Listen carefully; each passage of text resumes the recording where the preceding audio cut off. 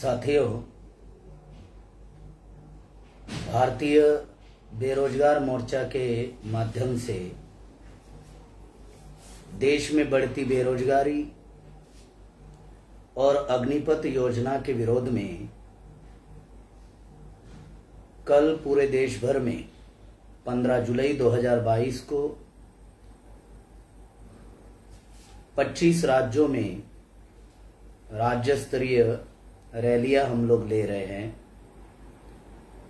ये भारतीय बेरोजगार मोर्चा का तीसरा चरण का यह आंदोलन हम लोग 15 जुलाई को हम लोग कर रहे हैं और ये बेरोजगारी का मुद्दों को लेकर पूरे देश भर में जो सुशिक्षित बेरोजगार है उसमें बड़े पैमाने पर जो विद्रोह है, सरकार जो है उस विद्रोह को दबाना चाहती है।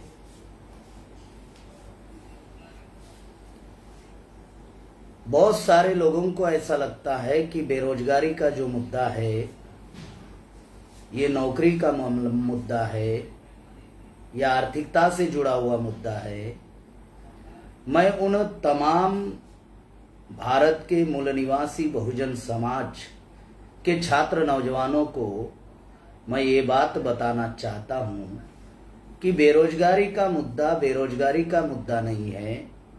बेरोजगारी का मुद्दा ये नौकरी का मुद्दा नहीं है या आर्थिकता का मुद्दा नहीं है, बल्कि बेरोजगारी का मुद्दा मूल निवासी बहुजन समाज के तमाम छात्र नौजवानों को, जो सुशिक्षित बेरोजगार है, उनको लोकतांत्रिक जो व्यवस्था है इस देश की, इस लोकतांत्रिक व्यवस्था से वंचित रखने का ये बहुत बड़ा षड्यंत्र है। इस बात को हम लोगों को ध्यान में रखना होगा। साथियों, इस देश में चाहे यूपीए की गवर्नमेंट हो या एनडीए की गवर्नमेंट हो, 1990 में जो एलपीजी इस देश में आया, 90 के दशक में, लिबरलाइजेशन, प्राइवेटाइजेशन एंड ग्लोबलाइजेशन, तो ये प्राइवेटाइजेशन का जो मामला है, आज एवरी डेमोक्रेटिक इंस्टीट्यूट प्राइवेट हो चुकी है। रिजर्वेशन गवर्नमेंट सेक्टर में है, पब्लिक अंडरटेकिंग सेक्टर में है, संविधान में है, और उसी एवरी डेमोक्रेटिक इंस्टीट्यूट का आज प्राइवेट में रूपांतरित किया जा रहा है। मतलब रिजर्वेशन जो है वो गवर्नमेंट सेक्टर में है और उसी गवर्नमेंट सेक्टर का प्राइवेट में रूपांतरित किया जा रहा है। इसका अर्थ यह है कि बगैर संविधान को हाथ लगाए आज रिजर्वेशन समाप्त किया जा रहा है। ये करने के पीछे भी यही मकसद है कि जो मूल निवासी बहुजन समाज के जो 85% जो हम लोग बहुसंख्य जो लोग हैं, तो इस समाज के पढ़े लिखे छात्र नौजवानों को, सुशिक्षित बेरोजगारों को लोकतांत्रिक व्यवस्था से वंचित रखने का ये शासक जाति का बहुत बड़ा कार्यक्रम है।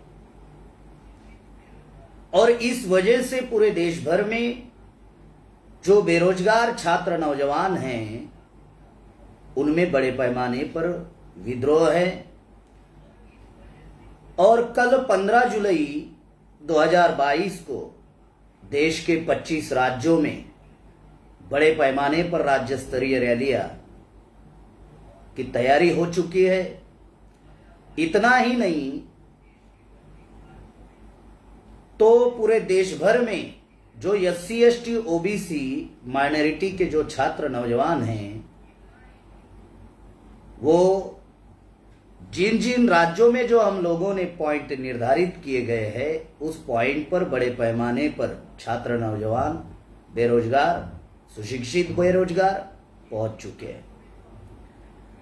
इस वीडियो के माध्यम से भारतीय बेरोजगार मोर्चा का राष्ट्रीय प्रभारी इस नाते मैं ये अपील करता हूं पूरे देश भर के तमाम नौजवानों को, ये अपील करता हूं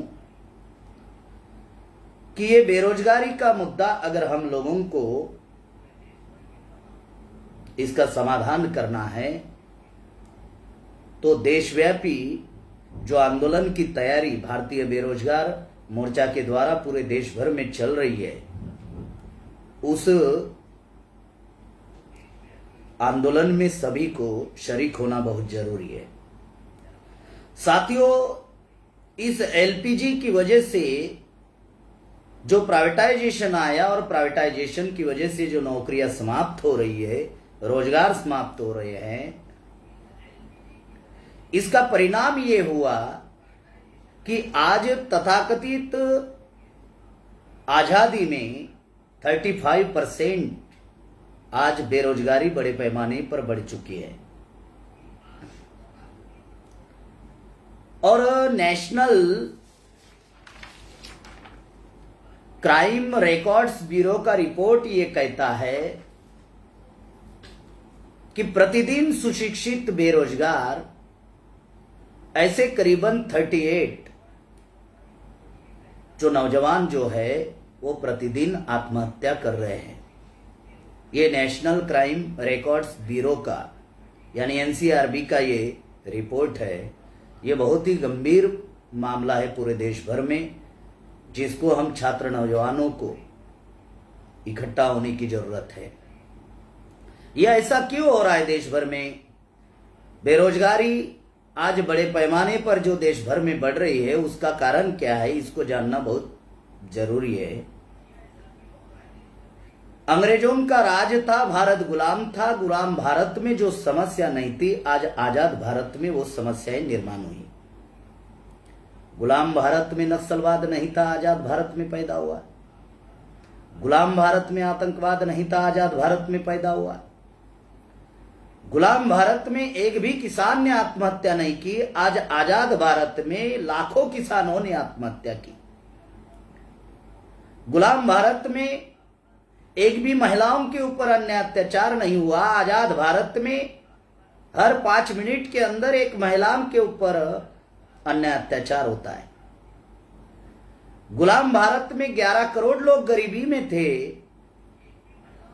कहा जाता है कि देश आजाद हुआ और इस आजाद भारत में आज 83 करोड़ लोग गरीबी में चले गए, भूखमरी के कगार पर चले गए। ये 83 करोड़ लोग प्रधान का चुनाव नहीं लड़ सकते, उसका फॉर्म नहीं भर सकते, सरपंच का फॉर्म नहीं भर सकते, उसकी अनामत रकम जमा नहीं कर सकते। आप अंदाजा लगाइए कि 83 करोड़ लोगों को चुनाव प्रक्रिया से ही बेदखल किया गया। ये जो समस्याएं मैं आप लोगों को बता रहा हूं, जो बेरोजगारी गुलाम भारत में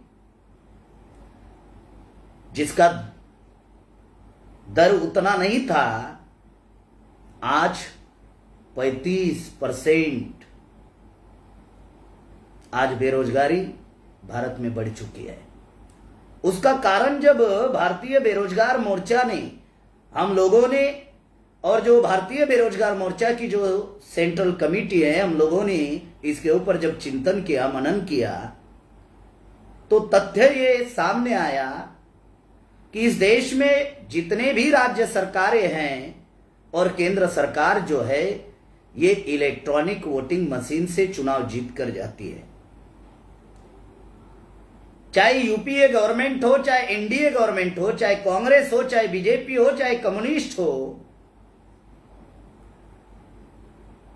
ये लोग ऐसा सोचते हैं कि जब हम लोग चुनाव ही मशीन से जीत कर जा रहे हैं, तो फिर जनता की समस्या का समाधान करने की क्या जरूरत है? छात्र नौजवानों की समस्या का समाधान करने की क्या जरूरत है? सुशिक्षित बेरोजगार की समस्या का समाधान करने की क्या जरूरत है? जबकि चुनाव ही मशीन से जीत कर जा रहे।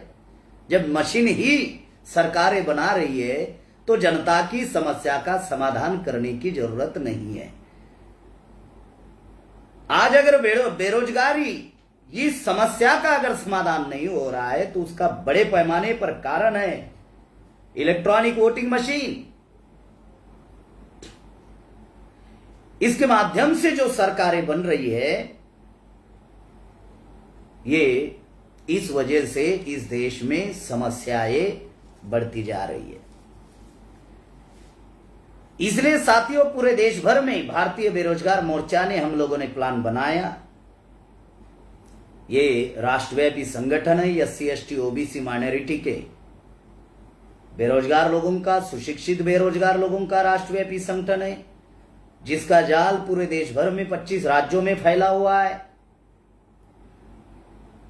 और ये संगठन भारत मुक्ति मोर्चा की ऑफशूट विंग है।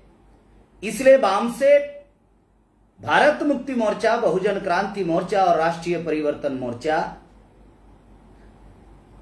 इस संगठन के साथ में खड़ा है, जिनके राष्ट्रीय अध्यक्ष वर्तमान में वामन मेश्राम साहब है। तो ये बड़ा देशव्यापी जो संगठन है वाम से भारत मुक्ति मोर्चा, जिसका 31 राज्यों में 567 डिस्ट्रिक्ट में 4000 से ज्यादा तहसील में 22,000 से ज्यादा ब्लॉकों में और 1.5 लाख से ज्यादा गांव में जिसके यूनिट्स है, इतना बड़ा विशाल संगठन भारतीय बेरोजगार मोर्चा के साथ में खड़ा है। जैसे ही हम लोगों ने 3 चरणों में भारतीय बेरोजगार मोर्चा का कार्यक्रम घोषित किया, पूरे देश भर में जैसे ही ये कार्यक्रम हम लोगों ने घोषित किया, तो अलग अलग राज्यों में कुछ जगह पर जहां जहां हम लोगों ने पॉइंट निर्धारित किए थे रैलियों के, तो सरकार के द्वारा, प्रशासन के द्वारा उस जगह पर धारा 144 लागू की, नोटिस जारी किए गए। मतलब सरकार की गलत नीतियों की वजह से, केंद्र सरकार की गलत नीतियों की वजह से इस देश में बेरोजगारी बड़े पैमाने पर बढ़ रही है। और सरकार बेरोजगारी इस समस्या का समाधान नहीं कर रही है। और जो बेरोजगार लोग संविधान के दायरे में रहकर इस आंदोलन को सफल करना चाहते हैं, हम संविधान को मानने वाले लोग हैं, संविधान के दायरे में रहकर हम लोग आंदोलन करने वाले लोग हैं, तो एक तो सरकार बेरोजगारी इस समस्या का समाधान करना नहीं चाहती, और जो सुशिक्षित बेरोजगार और जो बेरोजगार लोग, हमारी समस्या का समाधान होना चाहिए। इसलिए आर्टिकल 19 का सहारा लेते हुए, संविधान के दायरे में रहते हुए, जो सरकार सोई हुई है, जो सरकार इस समस्या का समाधान नहीं कर रही है, उस सरकार तक अपनी आवाज पहुंचाना चाहती है, जनता तक अपनी आवाज पहुंचाना चाहती है। और सरकार जो है आर्टिकल 19 का उल्लंघन कर रही है। और मैं तमाम भारत के भारतीय बेरोजगार मोर्चा के कार्यकर्ता एवं पदाधिकारियों को यह बात मैं बताना चाहता हूं कि जिस व्यवस्था के हम विरोध में हम लोग ये लड़ाई लड़ रहे हैं, तो व्यवस्था इस प्रकार से हमारे साथ में ऐसा व्यवहार कर रही है। तो मैं आप लोगों को एक बात बताना चाहता हूं, धारा 144, और प्रशासन को भी मैं ये बात बताना चाहता हूं कि धारा 144 हमारे आर्टिकल 19 का उल्लंघन नहीं कर सकती। ये जो अधिकार है, डॉक्टर बाबा साहब अम्बेडकर ने जो अधिकार दिया संगठन बनाने का, शांतपूर्ण तरीके से सभा लेने का, अपनी बात रखने का, ये जो मौलिक अधिकार बाबा साहब अम्बेडकर ने संविधान के माध्यम से भारत की तमाम शोषित, पीड़ित, दबी कुचली जनता को ये जो अधिकार जो दिया, इसका उल्लंघन कोई नहीं कर सकता, ना प्रशासन कर सकता है। और ऐसा व्यवहार अगर प्रशासन का रहा, तो निश्चित रूप से आने वाले दिनों में इस देश में भारतीय बेरोजगार मोर्चा के द्वारा अभी तो हम राज्य स्तरीय रैलियां हम लोग ले रहे हैं। आने वाले दिनों में हम लोग इस मुद्दों को लेकर राष्ट्रव्यापी आंदोलन की हम लोग तैयारी कर रहे हैं।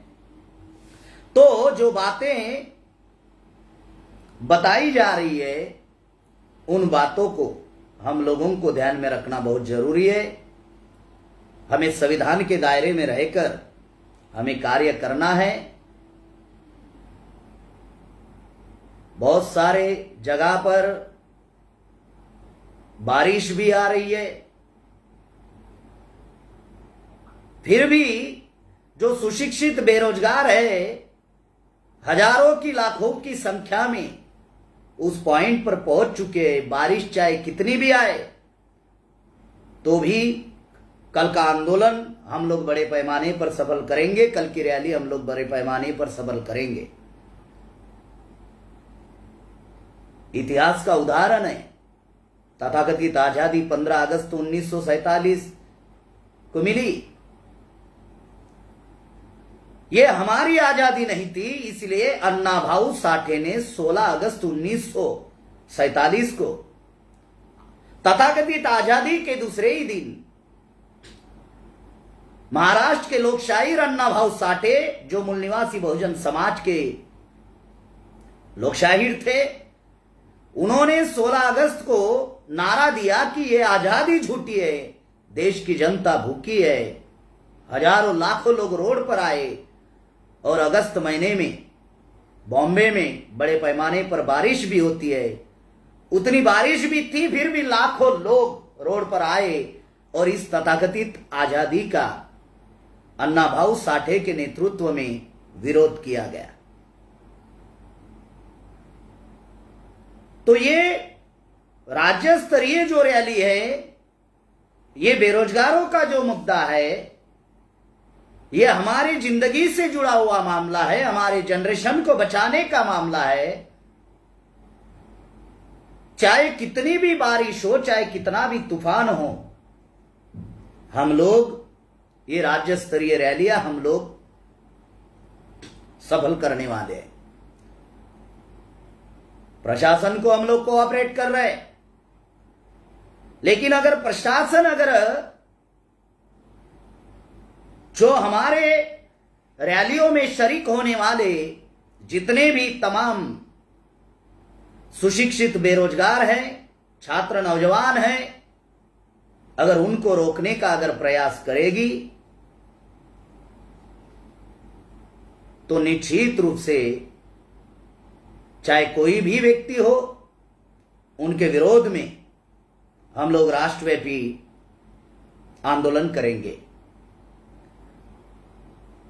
और रैली के जो हमारे जितने भी जिम्मेदार लोग हैं, पदाधिकारी जो है, उनको भी मैं अपील करना चाहता हूं कि रैली में अगर कोई असामाजिक तत्व वाले लोग अगर गलत प्रकार या अनुचित प्रकार करने की कोशिश करेंगे तो हमारे जितने भी वो रैली का नेतृत्व करने वाले लोग हैं, आप लोगों को संगठन के माध्यम से उनको पुलिस प्रशासन के हवाले भी कराना है और उनकी गलत प्रकार को पुलिस प्रशासन के भी नोटिस में लाना है।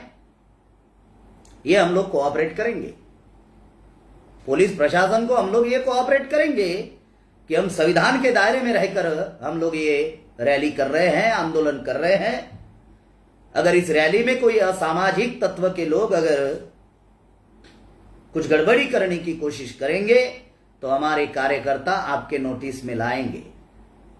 हम संवैधानिक दायरे में रहकर हम लोग इस रैली को सफल कर रहे हैं। तो निश्चित रूप से प्रशासन को मैं ये बताना चाहता हूं और भारत के तमाम लोगों को ये मैं बताना चाहता हूं कि जो धारा 144 के कुछ राज्यों में आप लोगों ने जो हमारे कार्यकर्ताओं को नोटिस भेजे हैं, तो धारा 144 हमारे आर्टिकल 19 का उल्लंघन नहीं कर सकती। तो निश्चित रूप से किसी भी कार्यकर्ता एवं पदाधिकारियों को इस बात को ध्यान में रखना है, और जितने भी हमारे कार्यकर्ता पदाधिकारी है और जो सुशिक्षित छात्र नौजवान बेरोजगार जो वहां पर इकट्ठा होने वाले हैं, संगठन और संगठन शक्ति पूरी हम लोगों के साथ में है। वाम से भारत मुक्ति मोर्चा, बहुजन क्रांति मोर्चा, राष्ट्रीय परिवर्तन मोर्चा, भारतीय बेरोजगार मोर्चा के साथ में है। इतना ही नहीं तो इस आंदोलन को करीबन ऑल इंडिया के 125 से 150 संगठन जो है अलग अलग, वो संगठनों ने हमको समर्थन भी दिया है। तो निश्चित रूप से पूरी संगठन शक्ति कल रैली सफल करने के लिए लगाएंगे, और तमाम रैली में शरीक होने वाले लोगों के साथ में पूरी संगठन शक्ति पूरी खड़ी है। इस बात को सबको ध्यान में रखना है। वाम से भारत मुक्ति मोर्चा के राष्ट्रीय अध्यक्ष वामन मेश्राम साहब भी इस आंदोलन में पूरी शक्ति लगाए हुए हैं। इस बात को सभी कार्यकर्ताओं को ध्यान में रखना है, और भारत के तमाम मीडिया वालों से मैं अपील करता हूं कि बेवजह बेफालतू चीजें आप अपने मीडिया में चलाते रहते हो।